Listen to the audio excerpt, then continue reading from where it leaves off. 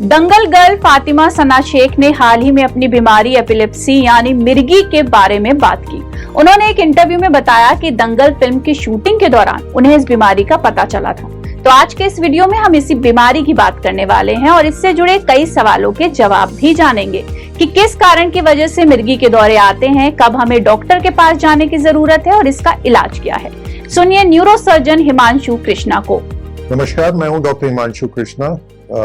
मैं consultant neurosurgeon and head of the department Gomti Nagar extension में health city विस्तार hospital है वहां पे। आज एक बड़े कॉमन एस्पेक्ट है, एक कॉमन प्रॉब्लम जो देखी गई है, मिर्गी के दौरे या फिट्स या सीजर्स, कन्वर्जन्स, अलग अलग नामों से इसको जाना जाता है। ये हर एज में देखा गया है, बच्चों में भी, बड़ों में भी, बुजुर्गों में भी। कारण कई प्रकार से हो सकते हैं। कीड़े का इन्फेक्शन बड़ा कॉमनली देखा गया है। ब्रेन ट्यूमर्स दूसरा एक कॉमन कारण है। टीबी का इन्फेक्शन ब्रेन तक जो पहुंच जाता है उनमें भी ये देखा गया है। और कभी कभी फीवर, जिसको फेब्राइल कन्वल्जन्स बोलते हैं, वो भी एक कारण होता है, स्पेशली छोटे बच्चों में 2 से 5 साल की एज ग्रुप में।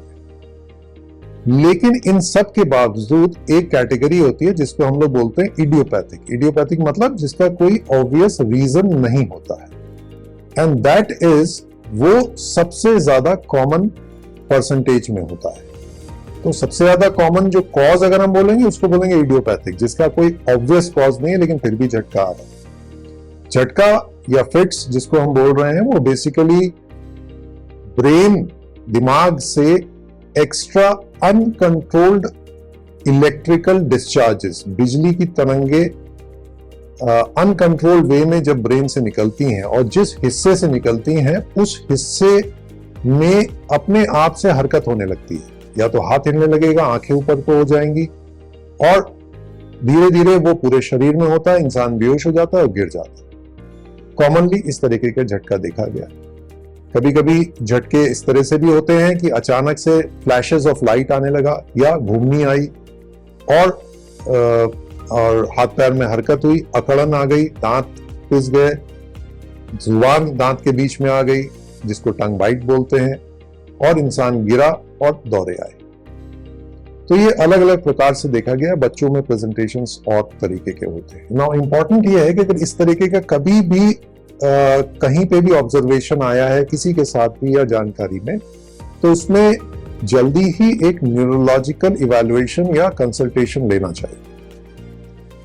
काफी बार ये चीजें कंट्रोल्ड हो जाती हैं और टाइमली अगर इसमें हम डायग्नोसिस पे पहुंच सकें या उसका कारण को पता कर सकें तो मेडिसिन के द्वारा इसको कंट्रोल किया जा सकता है। उसकी एक ड्यूरेशन होती है, उसके एक तरीके होते हैं, लाइफस्टाइल चेंजेस होते हैं, अपने रूटीन को, अपनी लाइफ को स्ट्रीमलाइन रखना होता है और उसके माध्यम से दवाई के साथ साथ रेगुलर कंसल्टेशन के साथ इस प्रॉब्लम को अच्छी तरह कंट्रोल किया जा सकता है। बहुत स्मॉल एक परसेंटेज होती है जिसको हम लोग बोलते हैं रिकरेंट या रेजिस्टेंट टाइप ऑफ एपिलेप्सी।